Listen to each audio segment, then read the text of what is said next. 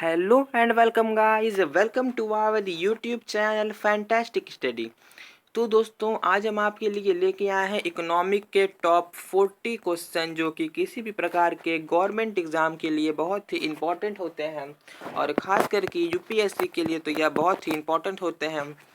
तो चलिए बिना समय को बर्बाद करते हुए आज का हम अपना वीडियो शुरू करते हैं। तो बढ़ते हैं अपने क्वेश्चंस की तरफ। हमारा यहाँ पर पहला प्रश्न है कि भारतीय अर्थव्यवस्था कैसी है। मतलब जो भारत की अर्थव्यवस्था है वह किस प्रकार की है, कैसी है। तो भारत की जो अर्थव्यवस्था है दोस्तों, वह है मिश्रित अर्थव्यवस्था। और अगर हम बात करें मिश्रित अर्थव्यवस्था की, यह किन देशों में पाई जाती है, तो यह पाई जाती है दोस्तों विकासशील देशों में। विकासशील देशों में यह अर्थव्यवस्था पाई जाती है, जो कि अभी विकसित देश होने के लिए लगातार प्रयास कर रहे हैं। तो उन देशों में इस प्रकार की अर्थव्यवस्था पाई जाती है। और अगले क्वेश्चन की तरफ बढ़ते हैं। तो मिश्रित अर्थव्यवस्था से क्या अभिप्राय है। तो देखिए, अभी हमने देखा कि जो भारत की अर्थव्यवस्था है वह मिश्रित अर्थव्यवस्था है। तो अब हम देखेंगे कि जो मिश्रित अर्थव्यवस्था है वह क्या है, तो उससे हमारा क्या अभिप्राय है। मतलब बात करें तो मिश्रित अर्थव्यवस्था होती क्या है। तो ऐसी अर्थव्यवस्था जिसमें सरकारी एवं निजी क्षेत्रों का सह अस्तित्व होता है, तो इस प्रकार की अर्थव्यवस्था को हम कहते हैं मिश्रित अर्थव्यवस्था। मिश्रित अर्थव्यवस्था। अगले प्रश्न की तरफ बढ़ते हैं। तो आर्थिक विकास के दृष्टिकोण से भारत की गिनती होती है। तो अभी हमने देखा कि भारत एक विकासशील देश है, तो आर्थिक विकास की दृष्टि से भी भारत की गिनती दोस्तों होती है विकासशील राष्ट्र के रूप में। मतलब विकासशील देशों में भारत को जाना जाता है। अगले प्रश्न की तरफ हम बढ़ते हैं। तो भारतीय अर्थव्यवस्था का कौन सा क्षेत्र सफल राष्ट्रीय उत्पाद में सबसे अधिक योगदान है। मतलब भारतीय अर्थव्यवस्था में कौन से क्षेत्र का सबसे अधिक योगदान है। प्रथम का है, द्वितीय क्षेत्र का है, या फिर तृतीय क्षेत्र का है। तो इसमें से दोस्तों तृतीय क्षेत्र का सबसे अधिक योगदान है भारत की अर्थव्यवस्था में। और अगर हम बात करें तृतीय क्षेत्र, तो इसे दोस्तों कहते हैं हम सेवा क्षेत्र। तृतीय क्षेत्र को हम कहते हैं दोस्तों सेवा क्षेत्र। और इसके अंतर्गत आता है दोस्तों रेल सेवा, बस सेवा, बैंकिंग सेवा, वायुयान सेवा, यानी किसी प्रकार की सेवा जो है दोस्तों वह इसके अंतर्गत आती है। और अगर हम बात करें प्राथमिक क्षेत्र की, यानी कि जो हमारा प्रथम क्षेत्र है, प्राथमिक क्षेत्र, वह पूरी तरह से दोस्तों भूमि से जुड़ा रहता है। पूरी तरह से भूमि से जुड़ा रहता है, जिसमें हम किसी चीज़ का उत्पादन करते हैं, या फिर हम कृषि को ले लेते हैं सबसे अच्छा उदाहरण, कि हम किस चीज़ का उत्पादन करते हैं, तो वह आता है हमारा प्राथमिक क्षेत्र के अंतर्गत। और द्वितीय क्षेत्र की बात करें तो उसमें हमारा आता है दोस्तों विनिर्माण। विनिर्माण हमारा आता है दोस्तों द्वितीय क्षेत्र के अंतर्गत। या फिर हम कह सकते हैं किसी चीज़ को हम मॉडिफाई करते हैं, तो वह हमारा आता है द्वितीय क्षेत्र के अंतर्गत। अब एक एग्जाम्पल से मैं आपको यह पूरा समझा देता हूँ प्राथमिक, द्वितीय और तृतीय क्षेत्र के बारे में। मान लीजिए कि किसी ने गेहूं उगाया, तो जो गेहूं उगाया वह दोस्तों आ गया किस क्षेत्र के अंतर्गत, प्राथमिक क्षेत्र, क्योंकि भूमि से जुड़ा हुआ है, प्राथमिक क्षेत्र के अंतर्गत आ गया। द्वितीय क्षेत्र की बात करें तो मान लीजिए कि उस गेहूं से किसी ने बिस्किट या फिर ब्रेड बना दिया, तो वह हमारा आ गया किस क्षेत्र के अंतर्गत, या कंस्ट्रक्शन हुआ, मॉडिफाई किया गया, उसको किस क्षेत्र के अंतर्गत आ गया, द्वितीय क्षेत्र के अंतर्गत आ गया। तृतीय क्षेत्र की अगर हम बात करें, तो अगर उसको किसी ने बेच दिया दुकान के द्वारा या फिर किसी चीज़ के द्वारा, अगर उसको किसी ने बेच दिया, तो यह किसके अंतर्गत आ गया, सेवा क्षेत्र के अंतर्गत, यानी कि तृतीय क्षेत्र के अंतर्गत। आगे बढ़ते हैं। तो बंद अर्थव्यवस्था, क्लोज्ड इकोनॉमिक, वह अर्थव्यवस्था है जिसमें न तो निर्यात होता है न तो आयात होता है। मतलब बंद अर्थव्यवस्था, क्लोज्ड इकोनॉमिक क्या है दोस्तों, कि क्लोज्ड इकोनॉमिक एक ऐसी इकोनॉमिक है, एक ऐसी अर्थव्यवस्था है जिसमें न तो किसी चीज़ का आयात होता है न तो किसी चीज़ का निर्यात होता है। आगे बढ़ते हैं। भारत की श्रम शक्ति का लगभग कितना भाग कृषि में लगा हुआ है। तो हम सब जानते हैं दोस्तों कि जो भारत है एक कृषि प्रधान देश है।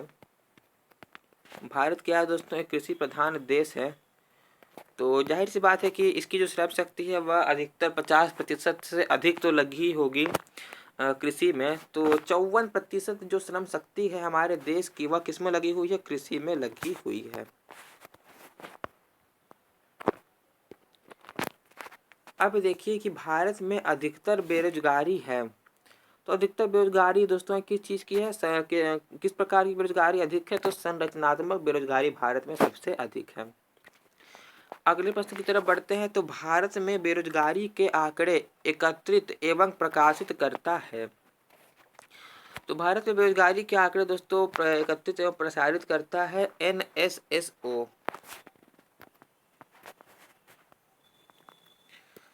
अगला प्रश्न की तरफ बढ़ते हैं। तो कृषि में मूलतः किस प्रकार की बेरोजगारी की प्रधानता देखी जाती है? तो किस प्रकार की प्रधानता दोस्तों देखी जाती है? अल्प बेरोजगारी, प्रच्छन्न बेरोजगारी, या फिर किस प्रकार की बेरोजगारी? तो वह होती है अदृश्य बेरोजगारी। इसे ही हम कहते हैं अल्प बेरोजगारी के नाम से भी इसे हम जानते हैं।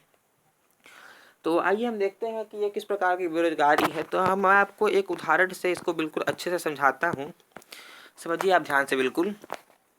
मान लीजिए कि एक छोटा किसान है, मान लीजिए कि एक छोटा किसान है, स्मॉल फार्मर है एक। तो अब देखिए वह अपने खेत में दिन रात काम करता है। मान लीजिए उसके 3 बेटे हैं और एक और पत्नी है उसकी। तो वह सभी लोग मिल करके दिन भर खेत में काम करते हैं, परंतु खेत में उतना काम नहीं है जितने लोग वहाँ पे काम करते हैं। और वास्तव में जो सबका काम है दोस्तों, वह काम क्या है? विभाजित है। काम क्या है? विभाजित है।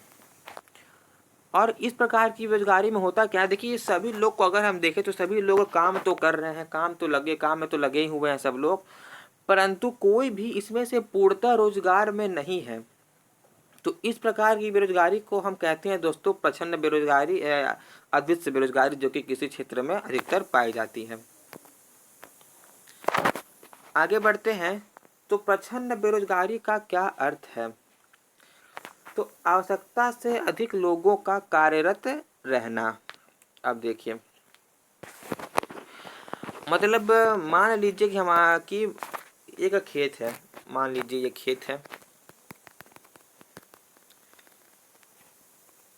मान लीजिए खेत है, इसमें मजदूरों की आवश्यकता है, मान लीजिए 4 मजदूरों की आवश्यकता है इस खेत में।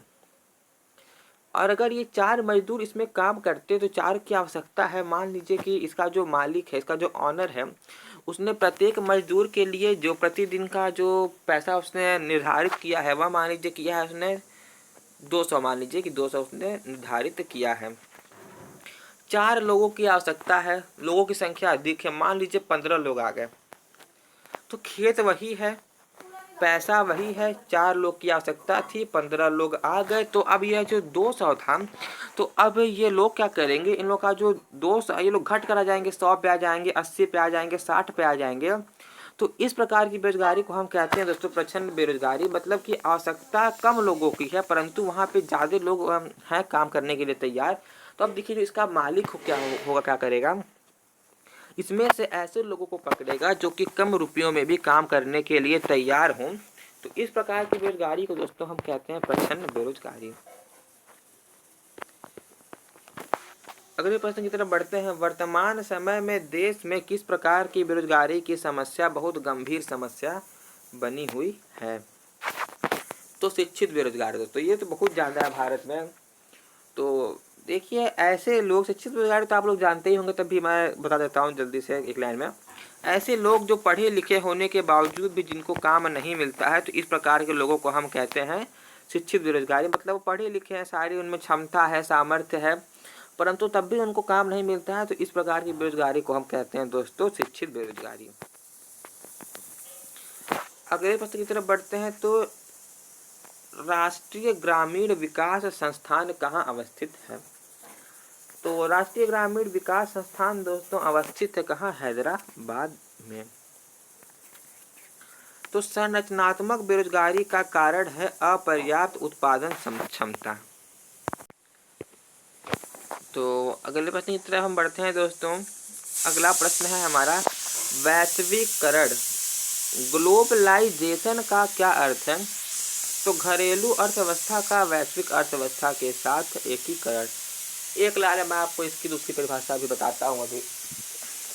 सुनिए, दो या दो से अधिक देशों के मध्य तीव्र व्यापार एवं एकीकरण की प्रक्रिया को हम कहते हैं वैश्वीकरण। यह थोड़ी सी सिंपल परिभाषा है इसकी, जो कि आप याद कर सकते हैं। अगले प्रश्न की तरफ बढ़ते हैं।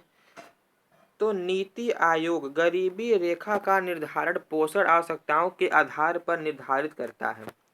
इसके अनुसार ग्रामीण क्षेत्रों में 2400 कैलोरी प्रतिदिन से कम प्राप्त करने वालों को गरीबी रेखा के नीचे माना जाता है। नगरीय क्षेत्रों में यह कैलोरी अंतर्ग्रहण है। देखिए, मतलब जो ग्रामीण क्षेत्रों हैं उनमें लोगों को, उनमें अगर कोई व्यक्ति 2400 कैलोरी प्रतिदिन से अगर कम प्राप्त कर रहा है तो वह क्या है दोस्तों, गरीबी रेखा से नीचे है, मतलब कि निर्धन की श्रेणी में वह आ जाता है। तो यही आंकड़ा पूछ रहा है कि नगरीय क्षेत्रों के लिए कितना निर्धारित किया गया है, तो 2100 कैलोरी निर्धारित किया गया है नगरीय क्षेत्रों के लिए। अगले प्रश्न की तरफ बढ़ते हैं। तो नीति आयोग किसके सर्वेक्षण के आधार पर निर्धनता रेखा के नीचे के लोगों का आकलन करता है? तो उसका जो सर्वेक्षण है दोस्तों, उसके सर्वेक्षण का नाम है राष्ट्रीय नमूना सर्वेक्षण संगठन। किसका संगठन है? ये नीति आयोग का यह एक संगठन है। अगले प्रश्न की तरफ बढ़ते हैं। तो राज्य एवं राष्ट्रीय स्तर पर गरीबी का अनुमान लगाने के लिए नीति आयोग किसके सूत्र का प्रयोग करता है? तो नीति आयोग किसके सूत्र का प्रयोग करता है? किसका अनुमान लगाने के लिए? राज्य एवं राष्ट्रीय स्तर पर गरीबी का अनुमान लगाने के लिए तो वह जिस सूत्र का प्रयोग करता है उसका नाम है डीटी लाकड़ावाला। अगले प्रश्न की तरफ बढ़ते हैं। अंत्योदय कार्यक्रम का उद्देश्य था गरीबों में सबसे अधिक गरीब की मदद करना। अगले प्रश्न की तरफ बढ़ते हैं। कुटीर ज्योति योजना संबंधित है, किससे संबंधित है कुटीर ज्योति योजना? तो ग्रामीण क्षेत्रों में गरीबी रेखा से नीचे जीवन यहाँ पे यापन होगा दोस्तों, यहाँ पे वापस नहीं होगा, मिसप्रिंट हो गया मेरे से, यहाँ पे जीवन यापन आप कर लेंगे। जीवन यापन करने वाले परिवारों को विद्युत सुविधा उपलब्ध कराने से है। मतलब जो गरीबी रेखा से नीचे जीवन व्यतीत कर रहे हैं, आंकड़े की बात करें तो ग्रामीण क्षेत्रों में 2400 कैलोरी, शहरी क्षेत्रों में 2100 कैलोरी, इसके नीचे जो जीवन यापन कर रहे हैं तो उसको रखा जाता है गरीबों की श्रेणी में। तो एक योजना बनाई गई दोस्तों, कुटीर ज्योति योजना, किसके लिए? ताकि जो ये लोग हैं ये लोग भी बिजली यानी कि विद्युत सुविधा का लाभ उठा सकें, इसके लिए यह योजना बनाई गई थी। अगले प्रश्न की तरफ बढ़ते हैं। तो गरीबी रेखा के नीचे जनसंख्या का न्यूनतम प्रतिशत अंकित है, तो कहाँ पर अंकित दोस्तों? तो गोवा में गरीबी रेखा के नीचे जनसंख्या का न्यूनतम प्रतिशत अंकित है। अगले प्रश्न की तरफ बढ़ते हैं। तो किस राज्य को अत्यधिक कुपोषण के कारण भारत का इथोपिया कहा जाता है? तो भारत का इथोपिया दोस्तों कहा जाता है मध्य प्रदेश को। किस कारण से कहा जाता है? क्योंकि वहां पे अत्यधिक कुपोषण है लोगों में। अगले प्रश्न की तरफ बढ़ते हैं। तो कौन सा सूचकांक भारत में गरीबी की तीव्रता की माप के लिए सबसे उपयुक्त है? मतलब कौन सा सूचकांक है जो भारत में गरीबी की तीव्रता को जो मापता है, उसके लिए कौन सा जो सूचकांक है वह सबसे अधिक उपयुक्त है? तो वह है बहुआवामी गरीबी सूचकांक। किसके लिए सबसे उपयुक्त है? गरीबी की तीव्रता की माप के लिए।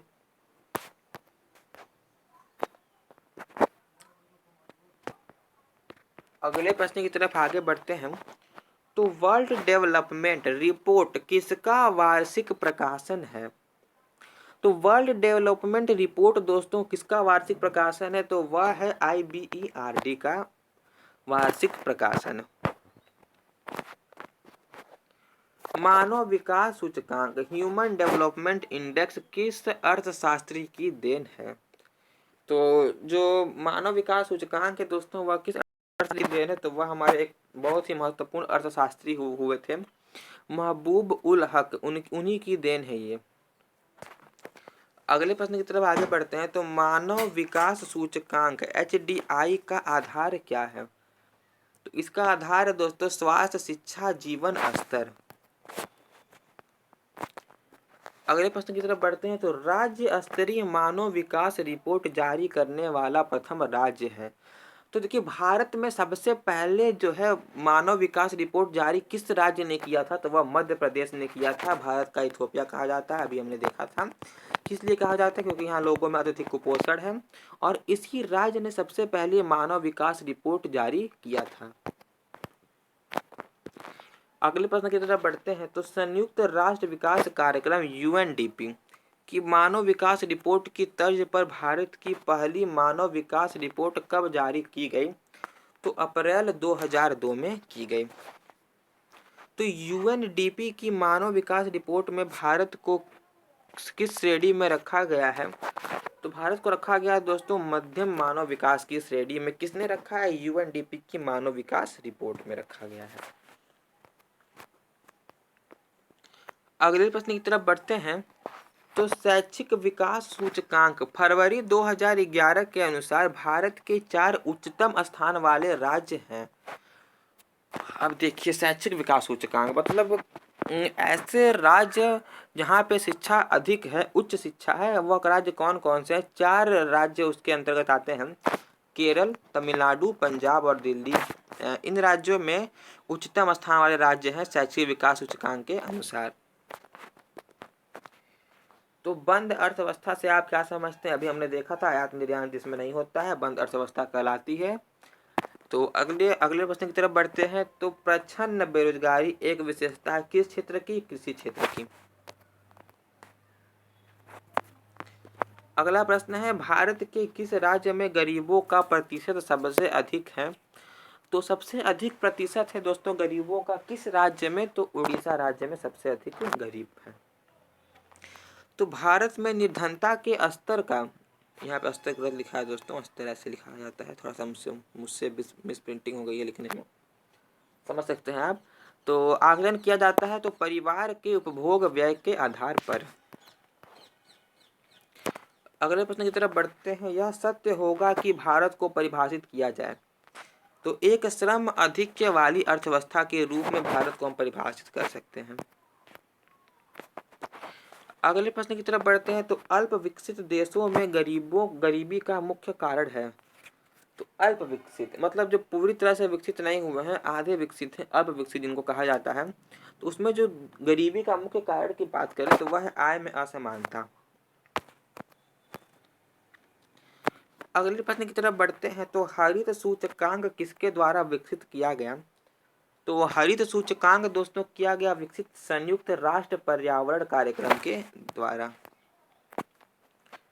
अगले प्रश्न की तरफ बढ़ते हैं। किसके द्वारा भ्रष्टाचार की लड़ाई के लिए नागरिकों की मार्गदर्शिका निकाली गई है, तो निकाली गई दोस्तों केंद्रीय सतर्कता आयोग के द्वारा।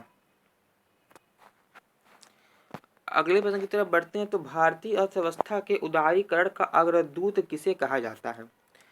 अब देखिए एक शब्द आया है उदारीकरण, इसका मैं आपको मतलब बता देता हूँ। तो इसका जो मतलब होता है, परिभाषा होती है, वह दोस्तों किसे कहते हैं, उदारीकरण। तो उदारीकरण दोस्तों क्या होता है कि दो या दो से अधिक देशों के मध्य जो व्यापार अवरोध हैं उनको हटाने, व्यापार अवरोधों को हटाने की प्रक्रिया और धारा मुक्त व्यापार करने की प्रक्रिया को हम कहते हैं उदारीकरण। तो इसका अग्रदूत दोस्तों कहा जाता है किसे, डॉक्टर मनमोहन सिंह को। अगले प्रश्न की तरफ बढ़ते हैं। तो मानव विकास सूचकांक किसने बनाया था, यूएनडीपी ने बनाया था। तो ऐसी अर्थव्यवस्था को क्या कहते हैं जिसका शेष विश्व से कोई संबंध नहीं होता है, मतलब ऐसी अर्थव्यवस्था जो अपने देश में ही होती है, केवल देश में ही आयात होता है, निर्यात होता है, मतलब जो सारी प्रक्रिया होती हैं वह देश से में ही होती हैं उसकी। तो इस प्रकार की अर्थव्यवस्था को हम कहते हैं बंद अर्थव्यवस्था। अगले प्रश्न की तरफ बढ़ते हैं और हमारा आखिरी प्रश्न है आज का। तो किसी अर्थव्यवस्था में क्षेत्रों को सार्वजनिक और निजी में किस आधार पर वर्गीकृत किया जाता है, तो उद्यमों के स्वामित्व के आधार पर सार्वजनिक और निजी आधार पर वर्गीकृत किया जाता है। तो दोस्तों आज का वीडियो बस यहीं तक रखते हैं, तो मिलते हैं आपसे अगले वीडियो में, तब तक के लिए धन्यवाद। और अगर आपको कोई डाउट है इस वीडियो में तो आप हमें कमेंट के द्वारा बता सकते हैं, मैं पूरी कोशिश करूंगा आपको रिप्लाई देने का और आपका डाउट क्लियर करने का। और दोस्तों आप हमारा टेलीग्राम चैनल भी ज्वाइन कर सकते हैं, जिसका लिंक मैं डिस्क्रिप्शन में दे दूँगा। और आप सर्च भी कर सकते हैं ड्रीम लिबासना, तो आपको हमारा टेलीग्राम चैनल मिल जाएगा, जिस पे हम डेली क्विज कराते हैं और कभी-कभी हम नोट्स भी प्रोवाइड कराते हैं जो इम्पोर्टेंट होते हैं हम। तो चलिए दोस्तों, मिलते हैं आपसे अगले वीडियो में, तब तक के लिए धन्यवाद।